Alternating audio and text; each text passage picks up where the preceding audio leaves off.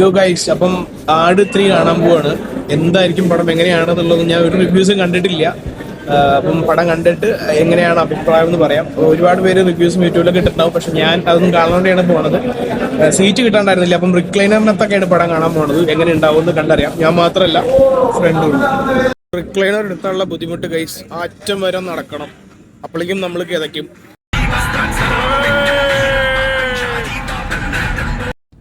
Guys, അപ്പോൾ പടം കണ്ടിറങ്ങി. എനിക്ക് വർക്കായി പടം.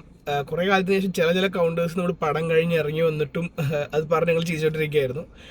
സത്യം പറഞ്ഞാൽ ഇതൊരു എക്സ്പെരിമെന്റ് അല്ലേ സംഭവം അല്ലേ? കാരണം നമ്മളൊരു ആ കോമഡി ജോണറിലുള്ള പടം പെട്ടെന്ന് മാറിയിട്ടൊരു ടൈം ട്രാവലറൊക്കെ വരുമ്പോൾ എത്രത്തോളം സക്സസ് ആവുന്നതെന്ന് അറിയില്ല. പക്ഷെ അവര് ഫ്ലോപ്പ് ഇല്ലാണ്ട് അങ്ങോട്ട് സെറ്റ് ആക്കിയിട്ടുണ്ട്. കോമഡി ഒക്കെ നന്നായിട്ട് വർക്ക്ഔട്ട് ആയിട്ടുണ്ട്. അതെ, ഫസ്റ്റ് ഹാഫിൽ കുറച്ച് കാര്യങ്ങൾ പ്രശ്നമായി തോന്നി. ടിപ്പിക്കൽ നമുക്ക് മനസ്സിലാക്കാൻ പറ്റും, വെറുതെ കോമഡിക്ക് വേണ്ടി ചെയ്യണം. പക്ഷെ മറ്റേതൊക്കെ സിറ്റുവേഷൻ കോമഡി ഒക്കെ എടുക്കാനായിട്ടുണ്ട്. ചില കൗണ്ടേഴ്സ് അത് പറഞ്ഞു പടം കഴിഞ്ഞ് വരുമ്പോഴും ചില കൗണ്ടേഴ്സ് ഇട്ട് ഞങ്ങൾ ചിരിച്ചോണ്ടിരിക്കുകയായിരുന്നു.